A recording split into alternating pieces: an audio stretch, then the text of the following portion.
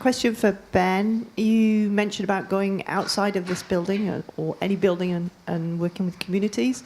I'm interested to know what's happening in the opposite direction, because we had a question earlier on in a session from somebody local, and I think it's really important that science is accountable, and we're asking communities what science they would like, what questions should we be looking at as scientists, and I'm interested to hear your take on that. I think that's a fantastic point. I think that's a fantastic question. You're very right, and I think that two-way dialogue is something that we need to help initiate more often. I think Wellcome in particularly has, for a long time now, supported public engagement as an important part of what we see as a good scientist, and also part of a good science in society. Building that dialogue helps generate an understanding between the public and scientists. It helps break down those barriers, and things like citizen science and a lot of the things that got mentioned in the talks today are great ways of getting people involved in a level that they feel comfortable in, and helping that then lead forward to helping to inform research questions and to push things in different directions. Particularly in the medical sciences, like having a patient-centered view of what we do in terms of research is very important. And Wellcome in particular, and many other charities across the UK have been very, very good at bringing that patient perspective to researchers so that can be a collaborative effort. Next question, I think, is from David at the back. Yes, the title on there is What Makes a Great Researcher, but nobody's got down to the nitty-gritty. I think it would be a great help, a great step towards making a great researcher if people understood that a p-value is not the probability that your results occurred by chance. These little technicalities do actually matter, and they matter a lot, but they're not generally understood by either researchers or by editors, I might say. Thank you. I don't think that was a question directed at the panellists, but a very important point. Does anybody else have any questions? We have one down here.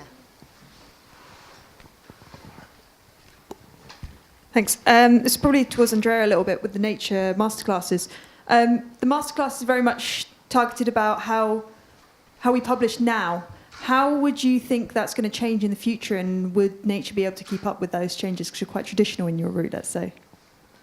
Right. Is the mic working? Okay, cool. We sort of address a little bit those questions. For example, in the peer review course, we have a whole section about the future of peer review. So we do address some of the initiatives that are going on, etc. So that's how we keep up. We keep up in two ways, I feel. We keep up in contact with the community and see what's emerging from the community, what's happening at the level of the scientists. And also, within the company, we run a lot of trials. So for example, NatComs just run a trial on open peer review by disclosing some peer review reports and rebuttal letters for a lot of papers. So we do run experiments, real life experiments, to try to test out new solutions. So that's how we try to keep up, yeah. Another one here. Actually, I guess my question's for Andy mainly, because I agree generally that there is an important role for research support. But my question is, given the glacial pace that we know, university and academic structures tend to go, what do you think it will take to move research institutions, academic institutions along to recognizing that these roles need to be filled and this support needs to be made available to the research community? I don't see that glacial pace changing anytime soon. I think it's just a conversation we've got to trickle down. I have lots of methods and tricks that I've picked up over the last 10 or so years. So one event I'm running next week is, I've called it a bite-sized guide to research in the 21st century. I've run several of these, a bite-sized guide to data in the 21st century.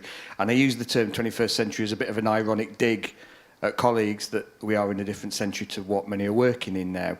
And what I do is I can go and talk about a lot of the things that I'm doing, but I've brought in a few esteemed professors to do that. So I can stand there saying how great this is, but that message gets carried on a bit further if it's somebody who's head of a department who's possibly got an OBE or who's actually kind of walking the talk, walking the walk. But I don't see it kind of changing. And I think one of the reasons is just the financial pressures universities are under, particularly under professional services, because invariably that's where it'll fall. So at the moment, it's a case of kind of getting by but I think it's just trying to show the value.